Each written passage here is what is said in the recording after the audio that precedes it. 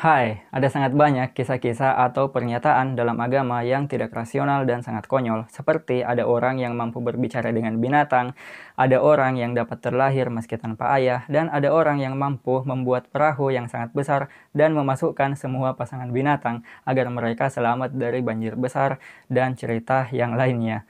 Tentunya, sebagai orang yang rasional, kita itu sulit mempercayai cerita-cerita tersebut. Namun faktanya, ada sangat banyak orang yang cerdas dan rasional yang ternyata percaya dengan cerita-cerita ini dan menganggapnya sebagai fakta, karena cerita ini berasal dari agama yang mereka anut. Kok bisa ya ada orang yang cerdas dan rasional itu percaya pernyataan-pernyataan konyol atau cerita-cerita konyol?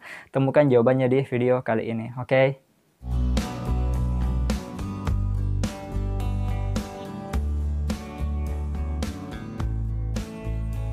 Kita akan menjelaskan alasan mengapa banyak orang cerdas yang mempercayai pernyataan konyol ini dengan sebuah perumpamaan atau analogi. Bayangkan ada orang yang bernama Patrick. Patrick adalah orang yang sangat cerdas dan rasional. Suatu saat, Patrick mendengar sebuah pernyataan konyol dari seseorang yang ia tidak kenal. Karena Patrick ini orang cerdas, makanya dia tidak percaya pernyataan ini tanpa perlu memikirkannya lebih lanjut. Setelah itu, Patrick mendengar lagi pernyataan konyol yang serupa, namun kali ini dia mendengarnya dari teman dekatnya. Meski pernyataan ini sangat konyol, namun Patrick percaya terhadap sumber cerita ini. Jadi, dia mempercayainya. Namun, karena pernyataan ini konyol dan tidak benar, maka tidak akan sulit memberitahukan Patrick bahwa hal yang dia percayai itu salah. Pada kasus ini, kita masih bisa membuat Patrick berubah pikiran karena dia adalah orang yang cerdas dan rasional. Sekarang kita rubah skenario-nya atau kita rubah situasinya.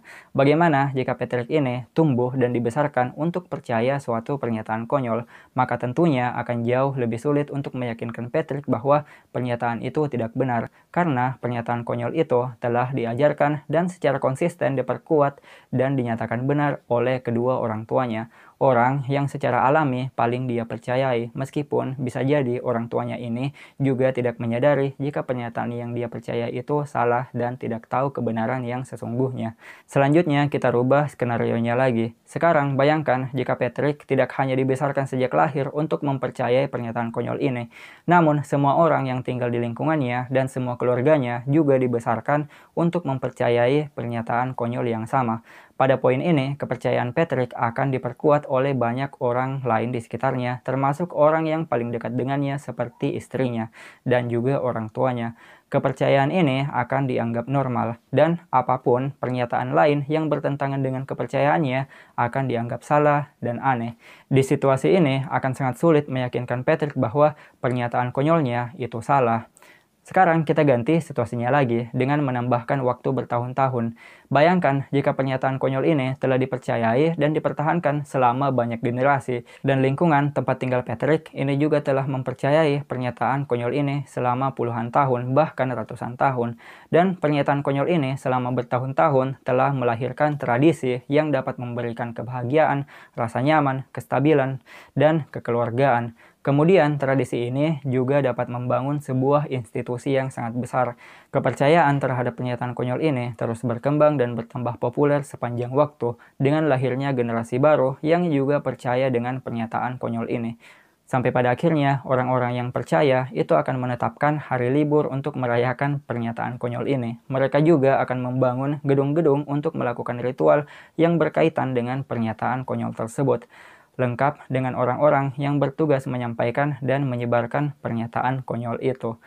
Bahkan sekolah mereka juga didasari atas pernyataan konyol yang sama. Lama-kelamaan, pernyataan konyol ini juga dapat membuat perpecahan bagi mereka yang mempercayai pernyataan konyol yang berbeda.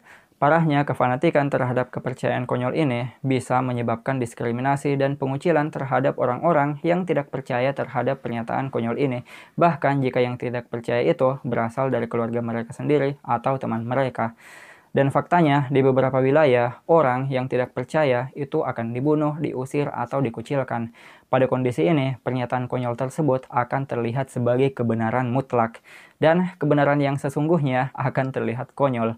Meyakinkan Patrick bahwa pernyataan konyolnya itu salah pada kondisi ini merupakan hal yang sia-sia. Karena siapapun yang datang membawa kebenaran yang sesungguhnya akan terlihat tidak hanya konyol, namun juga sangat aneh, penuh tipu daya, bahkan terlihat jahat. Sekarang kita rubah situasinya untuk yang terakhir kali. Bayangkan jika pernyataan konyol ini datang dengan imbalan dan hukuman. Jika kita percaya, maka akan dihadiahi imbalan tertinggi berupa surga, dan jika tidak percaya, maka akan diberi hukuman berupa siksaan abadi seperti neraka. Kondisi ini menyebabkan Patrick tidak hanya berkewajiban untuk mempercayai pernyataan konyol tersebut yang telah ditanamkan dari lahir, tapi dia juga akan mempunyai dorongan atau motivasi untuk menyebarkan pernyataan konyol itu kepada semua orang yang belum mempercayainya, agar orang-orang tersebut juga bisa selamat. Lewat cara ini, pernyataan konyol dapat tersebar dengan sangat cepat ke semua tempat dan menyebabkan anggapan bahwa orang-orang tidak hanya mempercayainya, tapi wajib menaati apapun yang berkaitan dengan pernyataan konyol tersebut. Dengan melihat semua situasi yang tadi, maka sangatlah wajar jika Patrick tidak akan bisa melihat kepalsuan dalam kepercayaannya, padahal sebenarnya dia adalah orang yang cerdas dan rasional. Hal yang sering terlupakan adalah kebenaran akan tetap benar meski kita tidak dibesarkan untuk mempercayainya. Dan kebenaran itu tidak membutuhkan doktrinasi pada masa anak-anak, tidak membutuhkan komunitas, tradisi, institusi, pemerintahan, kesukuan, penceramah, imbalan, bahkan tidak membutuhkan hukuman. Namun, tanpa semua ini, pernyataan konyol itu akan menghilang dan terlupakan. Beda halnya dengan kebenaran. Kebenaran akan tetap benar bagaimanapun kondisinya dan tetap bisa diakses meskipun tidak ada orang yang menyebarkannya lewat peperangan, penaklukan, atau lewat orang tua ke anaknya. Pada kondisi tertentu, mungkin saja suatu saat Patrick akan bertanya kepada dirinya sendiri, kenapa pernyataan konyol ini memerlukan sangat banyak cara kotor agar dapat dipercayai. Pernyataan konyol ini tentunya terdapat pada sangat banyak agama yang ada di dunia ini. Video ini terinspirasi dari channel Dark Matter. Jika kalian ingin melihat video mereka, cek link di kolom deskripsi. Cukup sekian dulu yang bisa saya sampaikan pada kesempatan kali ini. Semoga bermanfaat bagi kalian semua. Jika kalian mempunyai pertanyaan ataupun saran, jangan lupa untuk tinggalkan di kolom komentar.